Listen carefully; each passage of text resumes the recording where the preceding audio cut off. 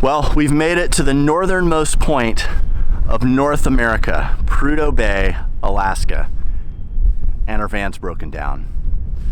What's gonna happen next?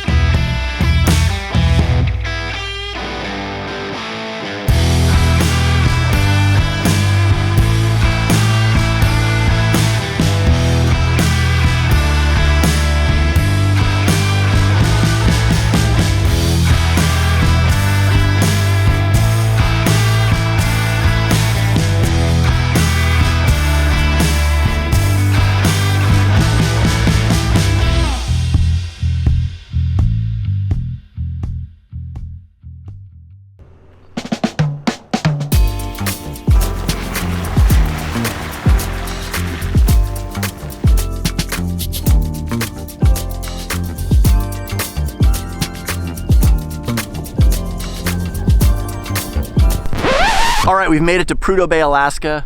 We are at the top of North America. This is literally as far as you can go. We're way north of the Arctic Circle, but something terrible has happened.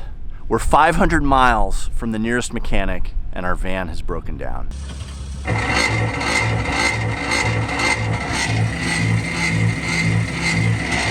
Stop. Oh gosh, terrible place to have a breakdown. We stopped for a second and we're ready to go again. I put the van in drive and heard a terrible grinding sound and we had no power. I crawled under there to take a look and I can see the drive shaft spinning on the rear differential and that terrible grinding sound is coming out of the rear diff. So I'm afraid we've blown everything up in our rear differential. We are here in oil field land. There's got to be a lot of mechanics around here, but I'm also sure they have never worked on a Mercedes Sprinter van before. And parts are gonna be really hard to come by up here. So what do we do? I don't know. So we have State Farm insurance and we just called our roadside assistance number on the back. And I honestly don't know how that works when you're somewhere like Prudhoe Bay, Alaska. It's not like we're in the middle of Chicago or somewhere. So we called them, and Kathy had a conversation with them. It's like a $6,000 tow. Your coverage is 10 miles. It's $6,000 to get it towed? $6,000 to tow our vehicle to the nearest dealer. Oh, this is not a very good day. So they are happy to give us a tow for 10 miles, which will get us maybe to somewhere that has a repair shop here in Prudhoe Bay, but it was going to be $6,000 to tow us to the nearest Mercedes dealer. So we're going to go check out the local mechanics, see if they might be able to help us out, and we'll figure out a plan from there. I don't know what's going to happen. There's lots of resources here to possibly help us. So while we are on the edge of the world, broken down, we kind of are in a pretty decent place for being broken down on the edge of the world. At least that's how I'm feeling right this second. We'll keep you updated. Well, is that a Ford Sprinter van? It's a Mercedes Sprinter van. Oh. Yeah. You're not going to get anybody up here to work on that. Yeah, hey Sean, this is Peter. We have a Mercedes Sprinter van. We do not work on Mercedes anymore. No, we sent all the tooling back. We're completely out of the Sprinter game. Is there anybody in town that rebuilds diffs or anything like that? For Mercedes? Yeah. No. I'd highly recommend when you get this thing fixed, to get it the hell out of here. Okay, well, yeah. Unfortunately, this could be a very long, drawn-out, expensive trip. I hope not, but yeah. So to say. It's not looking like the most convenient trip so far. Yeah, no problem. Okay, bye.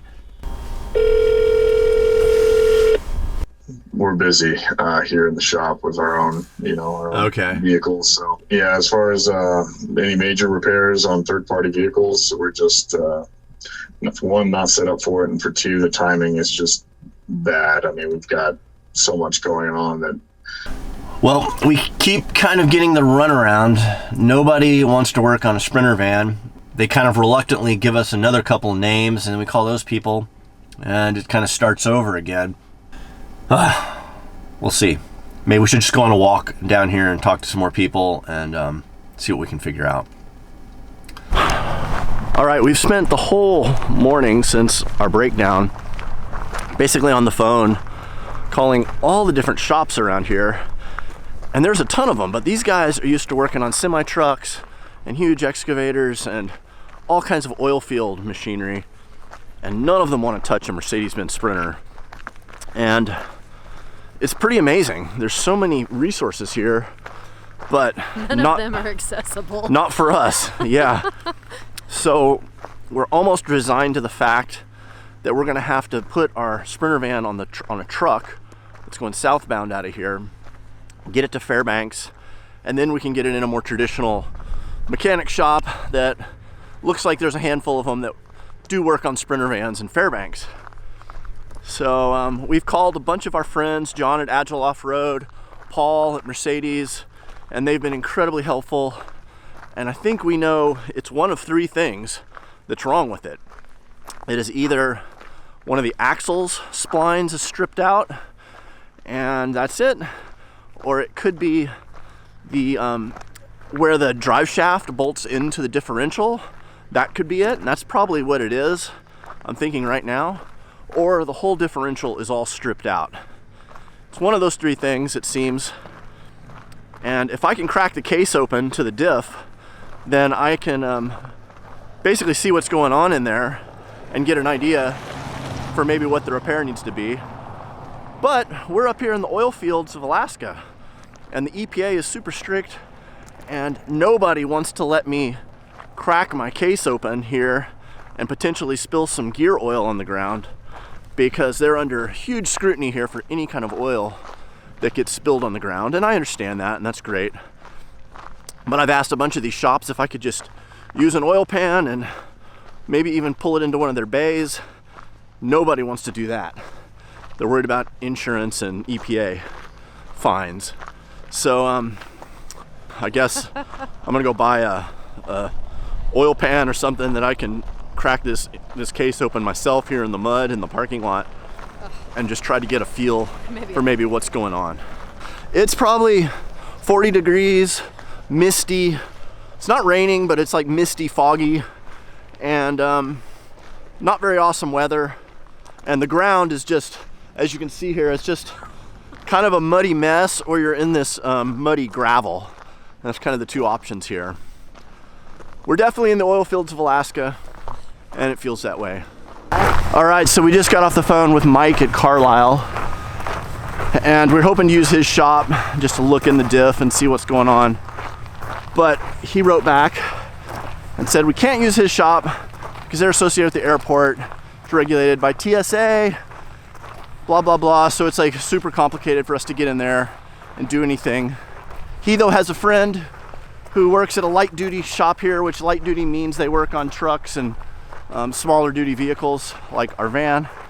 And he was gonna come over and look at us and see what's going on, see what his take on it was, and possibly tow us somewhere where maybe we could have a better situation. So we're walking back now to the van. We had just walked over to go try to find the Napa store to get an oil pan and see if I could crack the case open. But now we're going back. And the most important thing, Mike just warned us there is a brown bear, a grizzly bear, running around town right now. And he's like, usually it doesn't harm people, but just depends on the mood he's in. And it's not a good idea to be walking around here without a firearm or bear spray, as he said. So we don't have either on us right this second. I feel a little naked all of a sudden. Yeah. But he's like, yeah, I probably won't mess with you, but he is in town. He's always here. And the city just lets him be here. until he starts harassing or attacking people, and then they take care of him. We hope that we are not the people that he first decides to attack. Yes.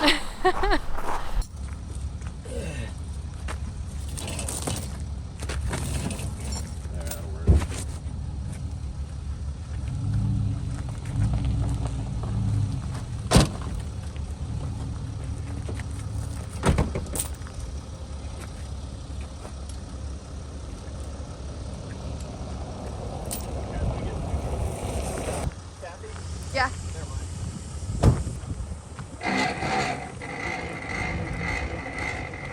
Turn your tires straight. There you go. Yep. Turn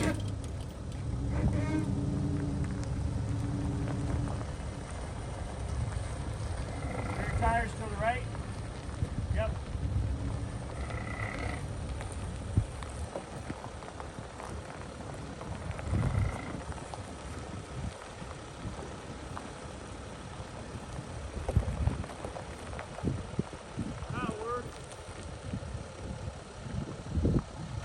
All right, I'm getting ready to crawl into the van. I'm gonna drain the gear oil out of the differential, and then I'm gonna pull the cover off and hopefully see what's going on in there, see how bad it is. We're crossing our fingers. We hope it is this axle splines are stripped on one side, and that's something I can easily fix when I get the part. But if it's not, it's gonna get a lot more complicated really fast. So luckily I've got my Inhabit DesignsWorks mat, and I use this thing all the time when I'm working on the van. It is really great just to crawl under here and not be in the dirt any more than I have to be. All right, Robert just brought us by an oil spill kit, an oil pan, and some good stuff that we're gonna need here. I'm getting ready to open the diff, drain the oil, and we'll go from there. Here we go. Going in.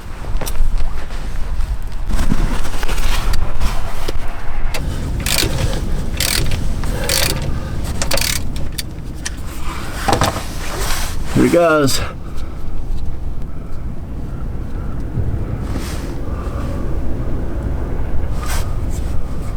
Well, What do you see? I'm not seeing a lot of metal in it yet, which is good. Are you actually going to open it up after you get the oil? Yeah. Okay. This whole case is going to come off. Okay. It's pretty much stopped draining. There's a little drip coming out. I'm gonna put this plug back in, and then let's pull this pan out and see if we see a bunch of metal in it. I am so grateful that we have proper tools with us. And I mean, we don't have tons of tools, but the tools we have allow me to at least do stuff like this. And I am really grateful for that, because at least then we aren't totally dependent on everyone else. So it's pretty brown.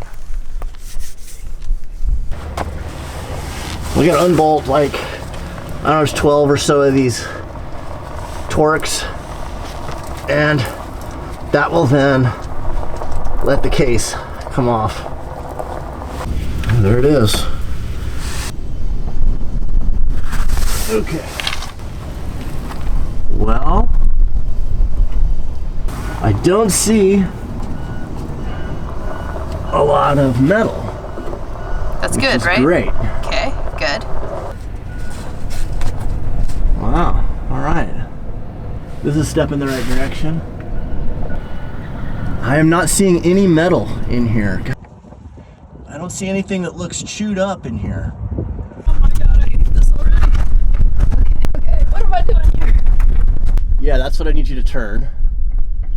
I don't have these muscles. Yeah.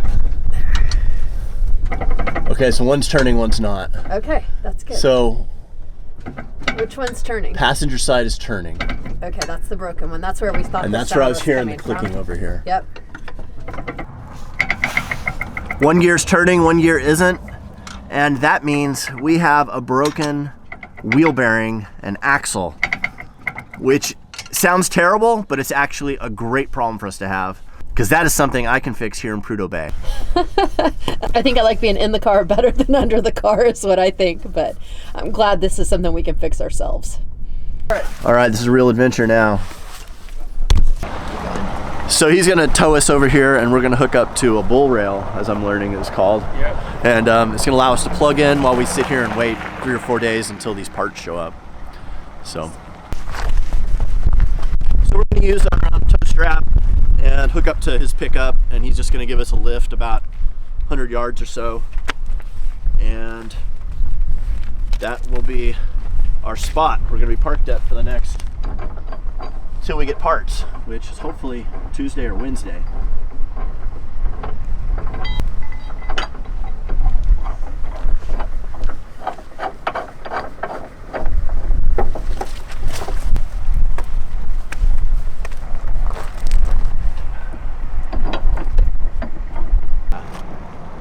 Does that look pretty good? Yeah. We're just gonna tow over here. All these buildings have electrical hookups to the parking lots, so everybody can run a block heater on their truck, so otherwise their trucks won't start. So that's good for us because there's kind of like a electrical hookup everywhere.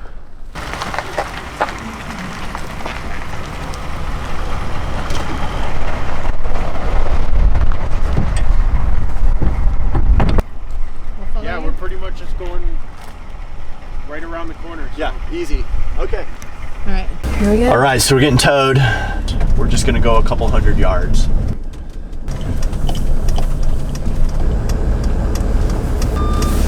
Okay, I guess this is as close as we get. First time to hook up to a bull rail. That's good. 370. Yeah, let's see what he texted me. 370. Let me see. I appreciate it so much. Oh, yeah. Oh, yeah, no problem.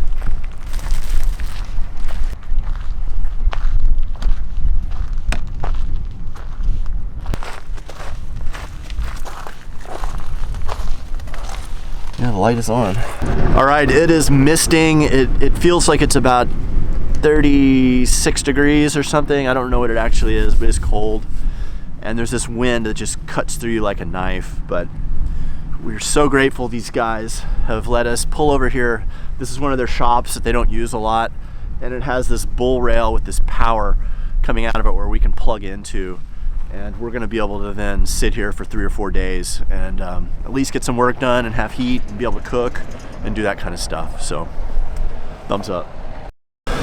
Okay, here's an update. We are in the van, we're parked, we're safe, we're warm, we're happy. Well, happy might be a stretch.